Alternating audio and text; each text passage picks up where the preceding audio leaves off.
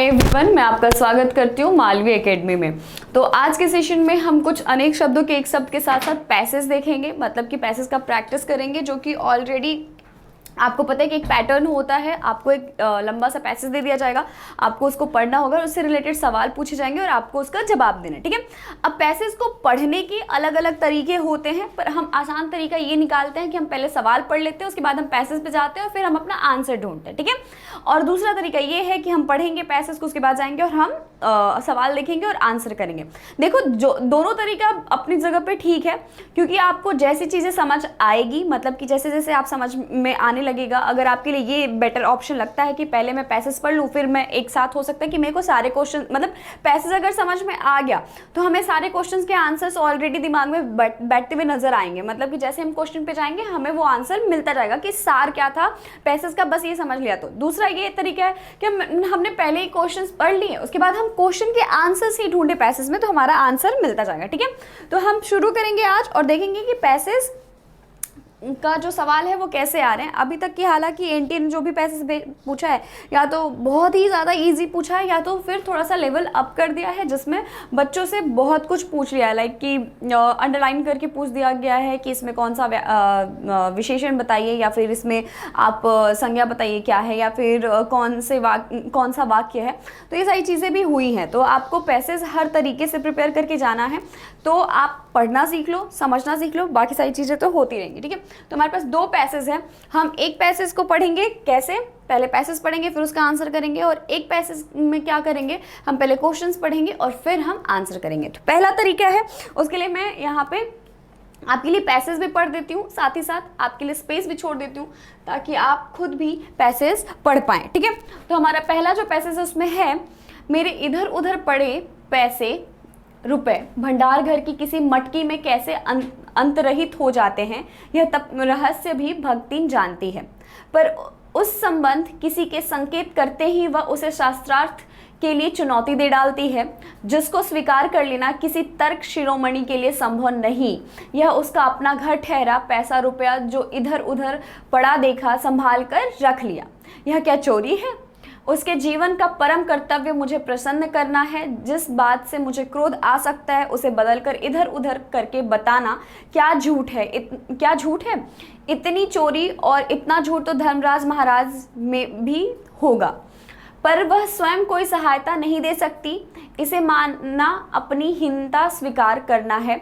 इसी से वह द्वार पर बैठकर बार बार कुछ काम बताने का आग्रह करती है। कभी उत्तर पुस्तिकाओं को बांधकर, कभी दूसरे चित्र को कोने में रखकर, कभी रंग की प्याली धोकर और कभी चटाई को आंचल से झाड़कर वह जैसी सहायता पहुंचाती है, उसे भक्तिन का अन्य व्यक्तियों से अधिक बुद्धिमान होना प्रमाणित हो जाता है। यह जानती है कि वह दूसरे मेरा हाथ बटाने की कल्पना तक नहीं कर सकते, तब वह सहायता की इच्छा को क्रियात्मक रूप दे देती है, ठीक है। यहाँ पे बात की जा रही है, जो महादेवी वर्मा हैं उनकी जो हेल्पर थी, मतलब जो भक्तिन थी, वो उनके घर पे काम करती थी, उनके साथ रहती थी, उनके बारे में बात की जा रही है। और वो बता रही हैं कि वह क्या करती थी कि इधर उधर अगर पड़े हुए पैसे उसे मिलते थे तो वो उठाकर रख लेती थी, और वो मानती थी कि यह चोरी नहीं है, ये घर उसका है, यहाँ पे पड़े हुए रुपए पैसे उसे संभाल कर वो रखती है, तो उसे ये चोरी नहीं मानती थी। या फिर महादेवी वर्मा किसी चीज़ पे गुस्सा हो जाए, किसी चीज़ से उनका मन खराब हो, वो वाली बात बदल कर कोई और बात कर देती थी, और वो मानती थी कि इसे हम झूठ नहीं कह सकते, ठीक है। तो यहाँ पे उसी के बारे में बात किया जा रहा है। साथ ही साथ ये भी बताया जा रहा है कि जहाँ पे महादेवी वर्मा बहुत ही पढ़ी लिखी थी, वो अपने काम में व्यस्त रहती थी, और जहाँ पे कोई और सहायता नहीं कर सकता था, मतलब किसी को उनकी चीज़ों के बारे में जानकारी नहीं हो, या फिर वो अपनी पढ़ाई लिखाई के बारे में उनकी, मतलब जो वो कर रही हैं उसमें कोई सहायता ना कर पाए, इसलिए सब दूर रहते थे, और वो क्रोधित ना हो जाए, उनसे कोई गलती ना हो जाए, उस पर वो क्रोधित ना हो जाए, इसलिए वो दूरी बनाकर रखते थे। लेकिन भक्तिन ऐसे समय में भी वो उनसे दूरी बनाकर नहीं रखती थी। वो क्या करती थी, वो काम में इन्वॉल्व रहती थी, मतलब कि काम करने का प्रयास कर रही होती थी, जिससे ये लगे कि वो क्या कर रही है, उनकी मदद कर रही है, ठीक है। और जिससे उनके अंदर ये हीन भावना भी ना आए कि मुझे कुछ जानना ही नहीं है। जैसे यहाँ पे कहा हुआ है कि जहाँ पर दूसरे उनसे डरते थे और हाथ बटाने से दूर भागते थे, वहाँ पे वो क्या करती थी, उसी कार्य को कर रही होती थी। यहाँ पे जो कहा गया है क्रियात्मक रूप दे रही होती थी, मतलब कि कार्य को कर रही होती थी। अब हम देखते हैं सवाल जो है हमारा किस रहस्य के बारे में पूछे जाने पर वो शास्त्रार्थ की चुनौती दे डालती थी। ठीक है, तो यहाँ पे अगर बात किया जाए तो हम देख रहे थे कि झूठ बोलने के बारे में या चोरी करने के बारे में कोई भी अगर बात होगी तो वहाँ पे कहा जा रहा है कि वो क्या कर लेती थी, यहाँ पे उस संबंध में किसी के संकेत करते ही वह शास्त्रार्थ के लिए चुनौती दे डालती थी। ठीक है, तो इसका जो सही आंसर होगा वो क्या होगा, इधर उधर पड़े रुपए को रखने के संबंध में, धर्मराज महाराज के झूठ बोलने के संबंध में, लेखिका के सम्मान के संबंध में, लेखिका का हाथ बटाने के संबंध में। तो इसका जो सही आंसर होगा वो हो जाएगा हमारा ऑप्शन ए, इधर उधर पड़े रुपए को देखने जो रखने का संबंध में बात हो रही है उसके बारे में यहाँ पे कहा जा रहा है कि वो क्या करती थी, उस समय पे वो शास्त्रार्थ की चुनौती दे देती थी और वो अपनी बात को प्रमाणित करने में लग जाती थी। ठीक है, भक्तिन का परम कर्तव्य क्या था, इधर उधर पड़े रुपयों की चोरी करना, हर प्रकार से लेखिका को खुश करना, लेखिका का हाथ बटाना और लोगों को नीचा दिखाना। तो हमने देखा है कि भक्तिन का एक ही प्रयास था कि वो हर तरीके से क्या करे, जो लेखिका है उनको खुश रखे। ठीक है, यहाँ पे उसके जीवन का परम कर्तव्य मुझे प्रसन्न रखना है। ठीक है, बस इतनी ही बात यहाँ पे कही गई है। तो भक्तिन का कर्तव्य क्या था, तो भक्तिन का कर्तव्य था हर प्रकार से लेखिका को खुश रखना। ऑप्शन बी जो है वो हमारा सही आंसर है। अब हम बढ़ते हैं नेक्स्ट क्वेश्चन की तरफ, जो है हमारा भक्तिन किस बात से अपनी हीनता मानती है। ठीक है, किस बात में अपनी हीनता मानती है, तो वह पढ़ना लिखना नहीं जानती, वह लेखिका नहीं बन सकती, वह महादेवी की चित्रकला और कविता लिखने के दौरान किसी प्रकार की सहायता नहीं कर सकती, वह शास्त्रार्थ नहीं कर सकती। तो हम मानते हैं, पैसेज में लिखा हुआ है कि वो हीनता मानने को स्वीकार, मतलब यहाँ पे क्या दिया जा रहा है कि वह अपनी हीनता स्वीकारना है। ठीक है, यहाँ पे वह स्वयं कोई सहायता नहीं दे सकती, इसे अपनी हीनता स्वीकारना है। ठीक है, तो वह महादेवी वर्मा की सहायता नहीं कर सकती है, इससे वो क्या करती है, वो अपनी हीनता को स्वीकार करती है। तो भक्तिन किस बात में अपनी हीनता मानती है, तो वह महादेवी की चित्रकला और कविता लिखने के दौरान किसी प्रकार की सहायता नहीं कर सकती, इसे वो क्या मानती है, अपनी हीनता मानती है। तो ये हो गया हमारा ऑप्शन सी सही आंसर। और इसी के साथ हमारा जो पहला पैसेज है वो समाप्त होता है। तो पहले पैसेज में हम देखा कि पहले हमने क्या किया, पैसेज को पढ़ा, उसके बाद हम कहाँ गए, आंसर्स को ढूंढा हमने और आंसर कर दिया। आई थिंक पहला पैसेज आसान भी था और एक पैटर्न भी आपको समझ में आ गया कि हम ये भी कर सकते हैं कि पहले पैसेज पढ़ ले, उसके बाद हम अगर सवाल पे जाएंगे तो आराम से हमारे सवाल बनते जाएंगे। ठीक है, अब हम आते हैं दूसरे पैसेज पे, जिसमें हम देखेंगे कि पहले हम सवाल देखेंगे उसके बाद हम इनके जवाब पे जाएंगे। तो हमारा पहला सवाल है, सामाजिक व्यवस्था को चलाने के लिए आवश्यक होता है। ठीक है, पहला सवाल है कि सामाजिक व्यवस्था को चलाने के लिए क्या आवश्यक होता है, इसका जवाब ढूंढना है। दूसरा सवाल है, समाज के लिए दर्शन महत्वपूर्ण है क्योंकि, समाज के लिए दर्शन क्यों महत्वपूर्ण है ये ढूंढना है। और तीसरा, समाज में जीवन प्रतीयमान उपयोगिता के आधार पर नहीं चल सकता, मतलब कि प्रतीक के आधार पर नहीं चला सकते, या फिर वो जो धारा है बनी हुई है उसके अनुसार नहीं चला सकते। तो यहाँ पे पूछा जा रहा है कि उसके लिए हम क्या आंसर है हमारे पैसेज में वो ढूंढना है। विवेकशील मनुष्य को कष्ट पहुँचाने वाली विरोधाभास को ढूंढना है कि किस चीज़ से विवेकशील जो मनुष्य हैं उनको कष्ट पहुँच रहा है। और लास्ट, गद्यांश के लिए उपयुक्त शीर्षक, मतलब कि गद्यांश किसके बारे में बात कर रहा है इसके बारे में हमें बात करनी है।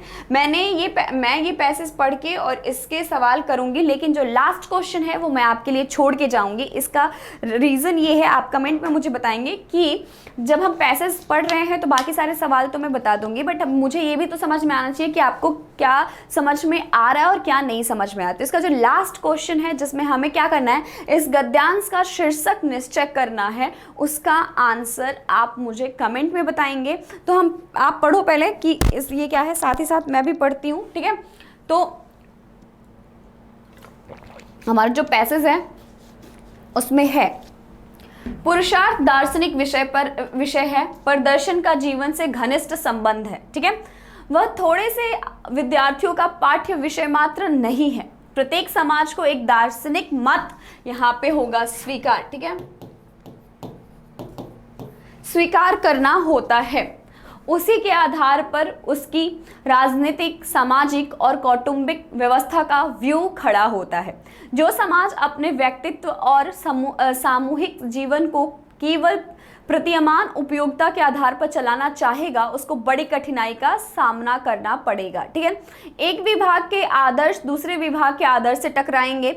जो बात एक क्षेत्र में ठीक जचेगी वही दूसरे क्षेत्र में अनुचित कहलाएगी। मनुष्य के लिए अपना कर्तव्य स्थिर करना कठिन हो आएगा। इसका तमाशा आज दिख पड़ रहा है। चोरी करना बुरा है पर पराये देश का शोषण करना बुरा नहीं है। झूठ बोलना बुरा है पर राजनीतिक क्षेत्र में सच बोलने पर अड़े रहना मूर्खता है। घर वालों के साथ, देशवासियों के साथ और परदेशियों के साथ वर्ताव करने के लिए अलग अलग आचारवालियां बन गई हैं। इसमें विवेकशील मनुष्य को कष्ट हो सकता है। अब देखिए यहाँ पे कहा जा रहा है कि कष्ट हो सकता है विवेकशील मनुष्य को। क्यों? क्योंकि हर एक पैटर्न के लिए, हर एक पार्ट के लिए, हर एक लोग के लिए हमने एक नया टर्म, हमने एक नया तरीका निकाल लिया। जैसे कि अगर मैं आपको पढ़ा रही थी, एक मेरा प्रोफेशनल तरीका है। अगर मैं घर पे हूँ तो मैं किसी और तरीके से हूँ, अगर मैं अपने दोस्तों के साथ हूँ तो किसी और तरीके से हूँ। तो ये जो विवेकशील लोग हैं उनको इससे तकलीफ होती है। मतलब ये जो यहाँ पे कहा जा रहा है कि चोरी करना तो गलत बात है, लेकिन अगर दूसरे देश के शोषण की बात आएगी तो हम अपनी सारी जो कहते हैं ना कि हमने अपनी खुद के एक चेकलिस्ट बना रखे हैं, या फिर ये कहें कि हमारा जो खुद का मतलब ऐसा जितनी भी कहते हैं वो अच्छी से लोग होते हैं जिन्होंने अपनी एक अरे यार अभी ना फिलहाल मुझे वो टर्म नहीं याद आ रहा है, बट अच्छा सा है कि जहाँ पे हम क्या करते हैं, हम दिखाते हैं कि हम बहुत अच्छे हैं, हम ये नहीं करते वो नहीं करते, लेकिन जैसे ही वक्त आ जाता है वो दोहरा चरित्र जैसा मान सकते हैं कि हम अपने लिए कुछ और हैं, किसी और के लिए कुछ और हैं। ठीक है, तो यहाँ पे अगर बात किया जाए तो चोरी करना बुरा है पर पराये देश का शोषण करना बुरा नहीं है। झूठ बोलना बुरा है पर राजनीतिक क्षेत्र में सच बोलने पर अड़े रहना मूर्खता है। मतलब कि जरूरत के अनुसार फ्लैक्सिबल होना। ठीक है, हम फ्लैक्सिबल हो, जो इंसान फ्लैक्सिबल है वही आज के टाइम पे सर्वाइव कर पा रहा है। जो इंसान फ्लैक्सिबल नहीं हो पा रहा उन्हें बहुत कष्ट हो रही है। जो विवेकशील मनुष्य है, मतलब कि वो बुद्धिजीव है, उसको कष्ट होता है। अब यहाँ पे हम बात कर रहे हैं दर्शन के बारे में और समाज के बारे में। ठीक है, हम दर्शन और सामाजिक व्यवस्थाएं जो हो रही हैं उन दोनों के बारे में बात कर रहे हैं। कैसे हमारा जो दर्शन है वो एक परफेक्ट इंसान बनाने के बारे में बात करता है, कैसी वो एक समाज होनी चाहिए, कैसे लोग होने चाहिए, इसके बारे में बात करता है। वहीं पे अगर हम बात करते हैं तो हम किसके बारे में बात करें? समाज के बारे में बात करें कि वो कैसे फ्लेक्सिबल है, अपनी चीजों के अनुसार चीजें कैसे करता है। ठीक है, तो अब हमें पहला सवाल जो है वो देखना है, सामाजिक व्यवस्था को चलाने के लिए आवश्यक होती है आचार संहिता बनाने की, विशेष दर्शन बनाने की, विरोधाभासों को दूर करने की और एक सफल रणनीति बनाने की। ठीक है, तो अभी हम क्या देख रहे थे कि सामाजिक व्यवस्था को चलाने के लिए यहाँ पे हम बात कर रहे थे कि अगर हम सामाजिक व्यवस्था, यहाँ पे देखो, अगर थोड़े से विद्यार्थियों का हटा दो, प्रत्येक समाज को एक दार्शनिक जो मत है उसको स्वीकार करना होता है। ठीक है, एक दार्शनिक मत के अनुसार ही हम कार्य कर रहे होते हैं। जैसे मार्क्स थे, वो मानते थे क्या, जो ये शोषण, और उन्होंने पूरी सोसाइटी को दो पार्ट में डिवाइड कर दिया, शोषण और शोषित के रूप में। ठीक वैसे ही कोई ना कोई, जैसे अब मार्क्स को भी मानने वाले बहुत सारे लोग होंगे, उनकी भी थॉट्स को फॉलो करने वाले बहुत सारे लोग होंगे, तो वो भी इस चीज को मानते होंगे। ठीक उसी तरीके से यहाँ पे कहा जा रहा है कि समाज को एक दार्शनिक मत को स्वीकार करना होता है। कहीं ना कहीं हम कितना भी कहें कि हम बहुत लिबरल हैं, हम चीजों को नहीं स्वीकार करते हैं, मतलब हम इन सारी चीजों में नहीं पढ़ते हैं, एक हमारी आइडियोलॉजी है, बट बात बदल जाती है। मतलब कहीं ना कहीं हम बायस होते हैं अपने विचारों को लेके, और वो किसी ना किसी से इन्फ्लुएंस्ड होती है। ठीक है, तो यहाँ पे कहा जा रहा है कि सामाजिक व्यवस्था को चलाने के लिए आवश्यक होती है क्या, तो विशेष दर्शन बनाने की। विशेष दर्शन मतलब कि ऐसा दर्शन जो कि हर चीज को समान लेकर चले। तो हमारा जो सही आंसर हो जाएगा इसका वो ऑप्शन बी हो जाएगा। अब हम बढ़ते हैं नेक्स्ट क्वेश्चन पे, जो है हमारा, समाज के लिए दर्शन महत्वपूर्ण है क्योंकि इसमें समाज की व्यवस्था संचालित होती है, इसमें सामाजिक जीवन की उपयोगिता में वृद्धि होती है, यह समाज को सही दृष्टि प्रदान करता है, इससे राजनीति की रणनीति निर्धारित होती है। तो हमने अपने पैसेज में कहीं भी राजनीति की रणनीति के बारे में बात नहीं की है, हमने यही बात किया है कि जो समाज है और जो हमारी जीवन है, मतलब दर्शन और समाज का जो कनेक्शन है वो कैसे है और कैसे इन्फ्लुएंस कर रहा है दर्शन समाज को। ठीक है, तो इसी के बारे में हमने बात की है। तो यहाँ पे अगर पूछा जा रहा है समाज के लिए दर्शन महत्वपूर्ण है, तो इससे समाज की व्यवस्था संचालित होती है, इससे सामाजिक जीवन की उपयोगिता में वृद्धि होती है। तो इसका जो सही आंसर होगा वो ऑप्शन ए होगा कि जो हमारी सामाजिक व्यवस्था है वो संचालित होती है। क्यों? क्योंकि हम दर्शन के माध्यम से ये सीख रहे हैं क्या, फ्लेक्सिबिलिटी, कैसे किसके साथ बिहेव करना चाहिए, ये सारी चीजें। नेक्स्ट, समाज में जीवन प्रतिमान उपयोगिता के आधार पर नहीं चल सकता, क्योंकि सभी व्यक्तियों का जीवन दर्शन भिन्न होता है, आचार संहिता सभी के लिए अलग अलग है, एक ही बात भिन्न भिन्न क्षेत्रों में उचित या अनुचित हो सकती है, सभी मनुष्य विवेकशील नहीं हो सकते। अब देखो यहाँ पे कहा जा रहा है समाज में जीवन प्रतीयमान उपयोगिता के आधार पर नहीं चल सकता। यहाँ पे हमने क्या पढ़ा था, जो समाज अपने व्यक्तित्व और सामूहिक जीवन को केवल प्रतीयमान उपयोगिता के आधार पर चलाना चाहेगा उसको बड़ी कठिनाई का सामना करना होगा। मतलब कि अगर हम ऐसा करते हैं कि हम एक धारा लेकर चल रहे हैं और उसी पे चलेंगे तो हमें दिक्कत इसलिए होगी क्योंकि यहाँ पे हमारे पास 4 ऑप्शंस हैं।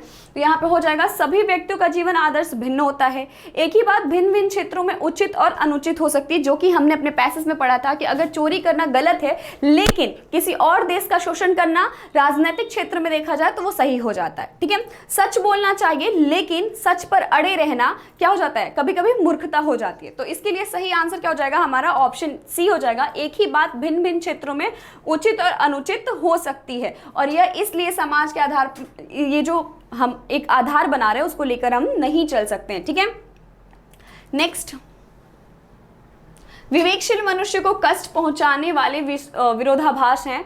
सभी व्यक्तियों पर एक ही आदर्श थोपने का प्रयास, परिवार, देश और विदेशी लोगों के लिए पृथक आचार संहिता, समाज विशेष के लिए नैतिक मूल्य और नियमों का निर्धारण, दर्शन के अनुसार राजनीतिक, सामाजिक और पारिवारिक व्यवस्था का। ठीक है, अब यहाँ पे हमने देखा कि विवेकशील मनुष्य को क्यों कष्ट हो रहा है, क्योंकि वो फ्लैक्सिबल नहीं है। मतलब समाज के साथ, परिवार के साथ और बाकी जो संबंध है उनके साथ उनको कैसे बिहेव करना चाहिए, हर लोगों के लिए एक अलग अलग विचारधारा कैसे रखनी चाहिए, यह विवेकशील मनुष्यों के लिए मुश्किल है। ठीक है, तो इसमें पूछा जा रहा है कि क्यों उनको कष्ट पहुंचेगा, तो आपको पता है कि उनको इसलिए पहुंचेगा क्योंकि परिवार, देश और विदेश के लोगों के लिए अलग अलग आचार संहिता, मतलब अलग अलग बातों को फॉलो करना बहुत मुश्किल है। तो इसका सही आंसर हो जाएगा ऑप्शन बी। नेक्स्ट क्वेश्चन, जो कि मैं पहले ही आपको बता चुकी हूँ कि इसका आंसर आप मुझे कमेंट बॉक्स में बताएंगे। क्यों? क्योंकि आप, मुझे ये समझ में आना चाहिए कि आपको पैसे समझ में आया है या नहीं। ठीक है, अब हम बढ़ते हैं आगे। हमारा पहला सवाल है, वह नायक जो आत्माभिमान नहीं दिखाता के लिए एक शब्द है, धीरोदत्त, अभिनेता, खलनायक और धीरोधत्त। तो इसका जो सही आंसर होगा वो क्या होगा, जो मतलब यहाँ पे बात हो रही है कि जो आत्मसम्मान के बारे में बात नहीं करता। कुछ लोग होते हैं स्वावलंबी, आत्मसम्मान दिखाते हैं, उनको हम क्या कहते हैं। और यहाँ पे हम उस नायक को ढूंढेंगे जो आत्मसम्मान नहीं दिखाता या उसमें अभिमान नहीं है। ठीक है,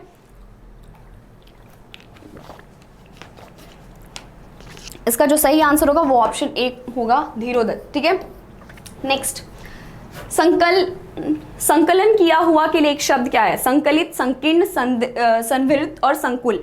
तो हम किसी चीज को अगर संकलन करते हैं मतलब इकट्ठा करते हैं, जैसे कि अगर हम कहें कि हमारी किताबों की पुरानी जो किताबें हैं बहुत सारी पुरानी, जिसे हम एक जगह पे रखते हैं तो उसे हम क्या कहते हैं, तो उसे तो हम लाइब्रेरी कहते हैं जहाँ रखते हैं। लेकिन जब हम उनका इकट्ठा करते हैं ताकि वो हमारे धरोहर के रूप में रहे तो उसे हम संकलित करते हैं। ठीक है, तो हमारा जो सही आंसर हो जाएगा वो ऑप्शन ए हो जाएगा, संकलित। ठीक है, नेक्स्ट, दुख, सुख या दुख में समान रहने वाले के लिए एक शब्द क्या है, समदर्शी, निर्लिप्त, श्रमण और मनस्वी।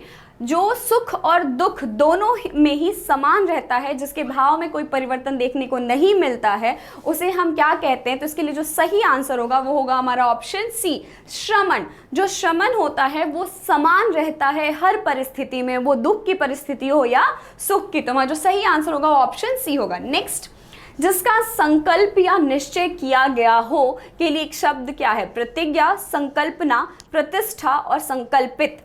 ठीक है, तो जिसका संकल्प या निश्चय किया गया हो, एक तो ऐसा होता है कि हम क्या करते हैं, हम ये कहते हैं कि हम ये करेंगे तब तक, जैसे कि अगर हम महाभारत की बात करें तो महाभारत में द्रौपदी ने क्या लिया था, प्रतिज्ञा लिया था, या फिर भीष्म पितामह ने क्या लिया था, प्रतिज्ञा लिया था कि वो विवाह नहीं करेंगे। ठीक है, मतलब कि वो कभी भी जीवन में आगे संभव नहीं है, तो वो प्रतिज्ञा हो गई। लेकिन हम जैसे पूजा में बैठते हैं कि हाँ हम ये इच्छा लेकर चल रहे हैं कि ये कार्य हम करेंगे, इसके लिए हम ये इच्छा ले रहे हैं, तो वो क्या हो जाता है, वो हो जाता है संकल्पित। जिसका संकल्प या निश्चय किया गया हो कि ये कार्य होगा, इसे हम करेंगे, ठीक है, तो वो हमारा क्या हो जाएगा, वो संकल्पित के अंतर्गत आएगा। वहीं अगर मैं प्रतिज्ञा की बात करूं तो जो ऐसा कुछ जो करना ही करना है, मतलब उसमें कोई परिवर्तन नहीं होगा और वो आज जीवन ही चलेगा, ठीक है। अगर हम बात करें तो इसका सही आंसर हो जाएगा हमारा ऑप्शन डी कि संकल्प या निश्चय किया गया। ठीक, आगे बढ़ते हैं नेक्स्ट क्वेश्चन। मेघ की तरह गरजने वाले के लिए एक शब्द है, बादल राग, सूर्यास्त, मेघनाद और घनानंद। तो अगर बात किया जाए तो एक जो टर्म मेघ की तरह गरजने वाले के लिए जो है वो रावण के पुत्र का भी नाम था, और आप सबको पता है कि बहुत ही चर्चित नाम है, मतलब चर्चित का कहा जाए तो रामायण में इनका भी एक अपना स्थान है। इसका जो सही आंसर हो जाएगा वो हो जाएगा ऑप्शन सी, मेघनाद। ठीक है, मेघनाद। नेक्स्ट, पहले जन्म लेने वाले के लिए एक शब्द, अग्रज, अनुज, बंधु और सहोदर। सहोदर जो एक ही उदर से पैदा हुए हो, बंधु, बंधु भाई आपको पता ही है, अग्रज और अनुज। तो अनुज जो होता है उसे छोटे भाई को कहते हैं, और अग्रज जो आगे जन्म लिया होता है। इसका जो सही आंसर होगा वो ऑप्शन ए होगा, पहले जन्म लेने वाले को हम क्या कहते हैं, तो हम अग्रज कहते हैं। ठीक है, नेक्स्ट क्वेश्चन है हमारा, वह कवि जो तत्काल कविता करे के लिए एक शब्द है, शुकवि, महाकवि, राजकवि और आशु कवि। देखो ये सवाल ना मैंने कराया हुआ है, अगर आप प्लेलिस्ट के थ्रू जा रहे हो, आपने देखा है तो आपको इसका आंसर पता होगा। अगर आपको नहीं पता है तो भी आप इसका आंसर बताएंगे। वैसे तो ये मैं ऑलरेडी करा चुकी हूँ, मैंने इसका एग्जाम्पल भी दिया था आपके विकास सर। तो आपको क्या करना है, आपको इसका आंसर कमेंट बॉक्स में बताना है। ऐसी एक दो ऐसे सवाल भी आपको मिलेंगे जिसका आपको क्या करना है, आंसर कमेंट बॉक्स में बताना होगा, क्योंकि ऐसे आप एक्टिव रहोगे, नहीं तो क्या होगा, आप बस पढ़ते जाओगे तो वो कॉन्शियस माइंड की बात हो जाएगी। ठीक है, वह वस्तु जिसके आर पार न देखा जा सके के लिए एक शब्द। ठीक है, पारदर्शी, अपारदर्शी, दूरदर्शी और समदर्शी। सॉरी, तो जिस वस्तु के आर पार ना देखा जा सके, ट्रांसपेरेंट में हम क्या करते हैं, आर पार देख सकते हैं, तो पारदर्शी होता है, और जिसके आर पार ना देखा जा सके उसे हम क्या कहते हैं, अपारदर्शी कहते हैं। तो हमारा जो सही आंसर हो जाएगा वो ऑप्शन ए हो जाएगा। अब हम बढ़ते हैं नेक्स्ट क्वेश्चन की तरफ, जो है हमारा, इंद्र पर विजय प्राप्त करने वाले के लिए एक शब्द क्या है, इंद्रायुधय, जितेंद्रिय, इंद्रजीत और जिन। ये जो चार ऑप्शन है इसमें से सही आंसर क्या होगा, जो इंद्र पर विजय कर ले तो उसके लिए हम एक टर्म का प्रयोग करेंगे, इंद्रजीत। ये भी आप मुझे कमेंट में बताएंगे कि इंद्रजीत किसे कहा जाता है। ठीक है, तो हमारा जो सही आंसर हो जाएगा वो हो जाएगा ऑप्शन सी, इंद्रजीत। ठीक है, नेक्स्ट क्वेश्चन, तपस्या करने वाले मनुष्य के लिए एक शब्द, तपोलोक, तपस्वी, तपोमय और तपु। ठीक है, अब ये जो है इसका आंसर आप मुझे वापस से कमेंट बॉक्स में देंगे। यहाँ पे तपोलोक, तपस्वी और तपोमय, ये तीनों में से आपको आंसर ढूंढ के देना है। जबकि मैं आपको हिंट देती हूँ कि जो लास्ट के दो ऑप्शंस दिख रहे हैं उसमें आपको ऐसा लगेगा कि हो सकता है या नहीं हो सकता है, बट शायद ना हो। ठीक है, आगे बढ़ते हैं। नेक्स्ट क्वेश्चन, जिसकी परीक्षा ना की गई हो के लिए एक शब्द, निष्परुष, निष्परीक्षित, परीक्षित और परीक्षार्थी। तो जिसकी परीक्षा ना ली गई हो, मतलब जिससे परीक्षा ना लिया गया हो, तो वो क्या हो जाए, वो परीक्षित होता है। ठीक है, आगे बढ़ते हैं। नेक्स्ट, जो विज्ञान जानता है के लिए एक शब्द, वैज्ञानिक, विशारद, विद्वान और विज्ञ। जो विज्ञान जानता है उसे हम वैज्ञानिक कहते हैं। ठीक है, तो हमारा जो सही आंसर हो जाएगा वो ऑप्शन ए हो जाएगा। नेक्स्ट क्वेश्चन है हमारा, जिस पर विश्वास किया गया हो के लिए एक शब्द क्या है, विश्वासपात, विश्वासीय, विश्वस्त और विश्वसनीय। इसका भी मुझे लगता है कि आंसर देने की जरूरत नहीं है, इसका भी आंसर आप कमेंट बॉक्स में मुझे बताएंगे। हालांकि ये बहुत आसान है, पर मैं उम्मीद रखती हूँ कि 3 सवाल आपसे पूछे गए हैं, उन तीनों का आंसर आप कमेंट में जरूर बताएंगे। ठीक है, नेक्स्ट क्वेश्चन जो है हमारा वो है, जिस पर कोई अंकुश नहीं हो के लिए एक शब्द, निरंकुश, कुशाग्र, किशोर और अंशुल। ठीक है, किशोर आपको पता है किसे कहते हैं, कुशाग्र भी आपको पता है किसे कहते हैं। अब हमारे पास 2 ऑप्शन बचे, निरंकुश और अंशुल। ठीक है, हम लोग को जब डांट पड़ती है ना मम्मी से, तो वो भी यही कहते हैं, एकदम निरंकुश हो गया हो तुम लोग, मतलब जिस एकदम अंकुश ही नहीं है, हमें रोका ही नहीं जा रहा था, मतलब वो कंट्रोल में नहीं कर पा रहे। ठीक है, तो इसका जो सही आंसर हो जाएगा वो हो जाएगा ऑप्शन ए, जिस पर कोई अंकुश नहीं होता है या जिस पर कोई अंकुश नहीं लगा सकते हैं वो उसे हम कहते हैं निरंकुश। ठीक है, नेक्स्ट, जिसकी चिंता ना की जा सके के लिए क्या है? अचिंत्य, चिंतनशील, चिंतामणि और चैतन्य। ये सवाल भी आप करके आएंगे। इसके पीछे का रीजन ये है कि आपको ये जो 3 ऑप्शंस दिख रहा है उसमें से 2 ऑप्शंस आपको पता है, साफ साफ दिख रहा है कि वो सही नहीं है, मतलब कि गलत है। अब आपको 2 ऑप्शंस में से चूज करके लाना है कि कौन सा हमारा सही आंसर होने वाला है। और बहुत डिफिकल्ट नहीं है। देखो कुछ चीजें होती हैं जो सामने से आसान लगती है और बहुत डिफिकल्ट हो जाती है, कुछ चीजें सामने से ही आसान होती है और वो होती भी आसान है, ठीक है। तो उसके लिए आपको क्या करना है, इसका आंसर कमेंट बॉक्स में बताना है। ये 4 क्वेश्चंस हो गए जो कि मैंने आपको होमवर्क दिया हुआ है। नेक्स्ट क्वेश्चन, आकाश से संबंधित के लिए एक शब्द क्या है? आकाशीय, पार्थिव, सौर और सामुद्रिक, ठीक है। अब आपको पता है पार्थिव पृथ्वी से, जो कि मैंने कल ही कराया था। उसके बाद अगर सामुद्रिक बोले तो समुद्र से, ठीक है। अब आपके पास 2 ऑप्शन बचे, आकाशीय और सौर। अगर मैं सौर मंडल की बात करूँ तो सौर हो जाएगा, और अगर आकाश से संबंधित है तो आकाशीय हो जाएगा। जैसे कि मैंने एक वाक्य शुद्धि भी कराया था, तो मैंने आपसे बोला था कि यहाँ पे प्रकाशीय नहीं, यहाँ पे आकाशीय होगा, तो उसी तरह यहाँ पे भी आकाशीय होगा। हमारा जो सही आंसर हो जाएगा वो ऑप्शन ए। नेक्स्ट, कुंती के पुत्र के लिए एक शब्द क्या है? कुंत है, कौंत है, कौंतेय है और कंत है। तो इस टर्म का उपयोग अगर आपने महाभारत देखा होगा तो बहुत सुना होगा, ठीक है। कुंती के पुत्र को जब संबोधित किया जाता था मोस्टली 5 बच्चों को, जब मतलब पांडवों को जब संबोधित किया जाता था तो एक साथ उनको क्या कहा जाता था? तो उनको कहा जाता कौंतेय, ठीक है। जो कुंती के पुत्र हैं उन्हें हम क्या कहते हैं? कौंतेय कहते हैं। तो हमारा जो सही आंसर हो जाएगा वो हो जाएगा ऑप्शन सी, ठीक है। 5 को जब कुंती के पुत्र की जगह पे हम कौंतेय कहते हैं तो उसका मतलब होता है कि कुंती के पुत्र कह रहे हैं, ठीक है। अब हम बढ़ते हैं आगे, और हमारा जो नेक्स्ट सवाल है वो है प्रवास करने वाले के लिए क्या है? प्रवासी, निवासी, विदेशी और स्वामी। अभी रिसेंटली, अब मुझे देखो कुछ सवाल मैं बोल रही हूँ कि बहुत ज़्यादा इजी है, देखने में ही आसान लग रहा है, तो आपको उसका जवाब पता होना चाहिए। नहीं है फिर भी आप ढूंढ के लाइए और आंसर करिए, ये आपके लिए होमवर्क हो जा रहा है। अब इसी को देखा जाए, प्रवास करने वाले को के लिए एक शब्द का क्या प्रयोग करते हैं? एक बहुत ही बढ़िया स्कीम चला था और एक प्रवासी दिवस भी मनाया गया था, जिसमें आह्वान किया गया था कि जो बाहर गए हुए हैं, हम इंडियन हैं, उन्हें वापस बुलाया जाए और सेलिब्रेशन हो काइंड ऑफ, ठीक है। तो ये बहुत ही फेमस टर्म है। तो इसका जो आंसर है वो आपको ऑब्वियसली मैं बोल चुकी हूँ कि प्रवास का मतलब वही मैंने बोला, प्रवासी दिवस मनाया गया था। जो प्रवास कर चुके हैं उनके लिए प्रवासी शब्द का प्रयोग करते हैं। तो ऑप्शन ए जो है हमारा सही आंसर है। और मुझे नहीं लगता था कि मैं इसे होमवर्क भी दूँ या फिर मार्क करूँ, क्योंकि स्वामी, विदेशी ये दोनों तो ऑब्वियसली नहीं होंगे, और आपको पता है कि निवासी भी नहीं होगा। तो आपको आंसर पक्का से पता हो जाना था, तो कोई फायदा था नहीं होमवर्क देने का, मतलब मेहनत तो होती नहीं, ठीक है। बिना विरोध किए एक शब्द? विरोधी, निर्विरोध, प्रतिरोध और अवरोध। बिना विरोध के, ठीक है, मतलब कि जिसका विरोध किया जाता है वो क्या होगा? मतलब अगर हम किसी चीज का विरोध करते हैं तो विरोधी, या फिर अगर कभी कभी ऐसा होता है कि कोई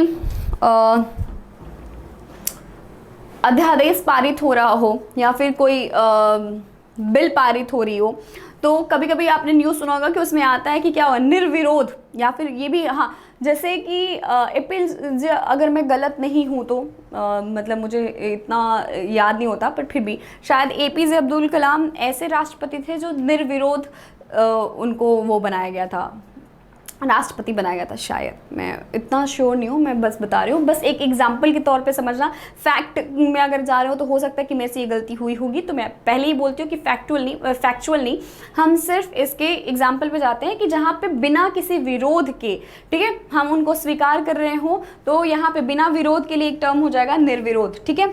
आगे बढ़ते हैं। अवरोध मतलब रुकावट होता है, आपको पता है। प्रत्यक्ष किस वाक्यांश के लिए एक शब्द है? प्रत्यक्ष के लिए कौन से वाक्यांश का हम प्रयोग करेंगे? आंखों के सामने, आंखों से ओझल, अधिक दूर होना, अधिक निकट होना। तो प्रत्यक्ष आपको पता है कि आंखों के सामने, और परोक्ष आंखों पीठ के पीछे, ठीक है। तो हमारे जो सामने है आंखों के, उसे हम प्रत्यक्ष कहते हैं। ऑप्शन ए हमारा सही होगा। नेक्स्ट क्वेश्चन जो है हमारा, जिसे सम्मान प्राप्त है के लिए एक शब्द क्या होगा? सम्मानीय, सम्मान, सम्मानित और सम्मत, ठीक है। जिसे सम्मान प्राप्त है, ठीक है। अब हम जब किसी को सम्मान देते हैं, जैसे कि अगर आपने पढ़ा होगा थोड़ा बहुत तो मतलब आइडिया होगा कि मदन मोहन मालवीय या अटल बिहारी वाजपेयी को भारत रत्न की उपाधि दी गई थी, ठीक है। अब यहाँ पे कहते हैं उपाधि दी गई थी। अब अगर हम उसको कहें सेंटेंस में वाक्य करेंगे, इसको फ्रेम करेंगे तो हम ये बोलेंगे कि उनको सम्मानित किया गया, ठीक है। अब हम कहेंगे तो ये कहेंगे कि भारत रत्न से सम्मानित किया गया, भारत रत्न की उपाधि दी गई। तो यहाँ पे क्या हो जाएगा, अगर सम्मान प्राप्त है, ठीक है, जो सम्मान के योग्य है उसके लिए सम्मान्य का प्रयोग करेंगे, और जिनको सम्मान प्राप्त है उसके लिए हम क्या करेंगे, सम्मानित। तो हमारा जो सही आंसर हो जाएगा वो हो जाएगा ऑप्शन सी। नेक्स्ट क्वेश्चन, सपरिवार में किस उपसर्ग का प्रयोग हुआ है? स, सप, स्व और सु। उपसर्ग आपको पड़ता है कि वह वाक्यांश होते हैं, सॉरी वह शब्दांश होते हैं जो कि शब्द के आगे लगते हैं और उसके अर्थ में परिवर्तन लाते हैं। तो अगर मैं सपरिवार में देखूं तो हमारा ये जो स है ये क्या हो जाएगा, ये हमारा उपसर्ग होगा और बाकी परिवार हमारा शब्द होगा, स हमारा शब्दांश होगा। इसका सही आंसर ऑप्शन ए होगा। और आपको पता है कि हर शब्दांश का, हर एक उपसर्ग का, हर एक प्रत्यय का एक अपना मतलब होता है, ठीक है। आगे बढ़ते हैं, नेक्स्ट क्वेश्चन देखते हैं जो है अनु उपसर्ग से निर्मित शब्द है अनाचार, अनुस्वार, अनहद और अन्य। अनु उपसर्ग से निर्मित जो शब्द है, आपको ये जो 4 ऑप्शंस दिख रहे हैं उसमें से आपको पता है कि एक ही जगह अनु दिख रहा है, ठीक है। तो हमारा जो सही आंसर हो जाएगा वो ऑप्शन बी हो जाएगा, अनुस्वार, ठीक है। आगे बढ़ते हैं और नेक्स्ट क्वेश्चन देखते हैं, निर्भय में किस उपसर्ग का प्रयोग हुआ है? नी का, निर का, ना का और निभ का। अब आपको देखो उपसर्ग निकालना ये पता होना चाहिए कि वो शब्दांश होते हैं जो कि शब्द के आगे लगते हैं। साथ ही साथ आपको ये भी पता होना चाहिए कि अगर हम उपसर्ग को निकाल देते हैं तो भी शब्द का अर्थ आता हो, वो एक सार्थक अर्थ हो, ना कि निरर्थक अर्थ हो, ठीक है।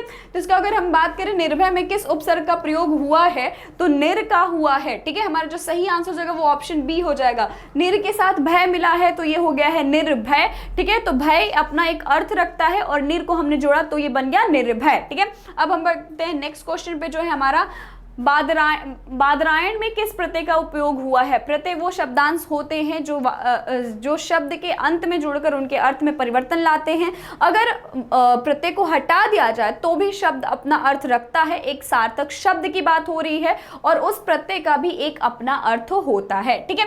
तो बादरायण में किस प्रत्यय का प्रयोग हुआ है? ए का, आय का, अण का और अण का। तो इसमें जो सही आंसर हो जाएगा वो हो जाएगा ऑप्शन बी, आयन का, ठीक है। अब हम बढ़ते हैं नेक्स्ट क्वेश्चन पे जो है हमारा ग्रामीण शब्द में किस प्रत्यय का प्रयोग हुआ है? उल का, इल का, इन का और इम का। बहुत ऑब्वियस सा है कि आपको इसका आंसर पता होगा, एक ही है जहां पे न दिख रहा है, तो ये हो जाएगा हमारा ऑप्शन सी, इन प्रत्यय का। ग्राम में इन जोड़ा तो वो हो गया ग्रामीण, ठीक है। नेक्स्ट क्वेश्चन, निम्न में से किस शब्द में अंत प्रत्यय है? लड़ाई, भिड़ंत, लड़ाकू और भीड़।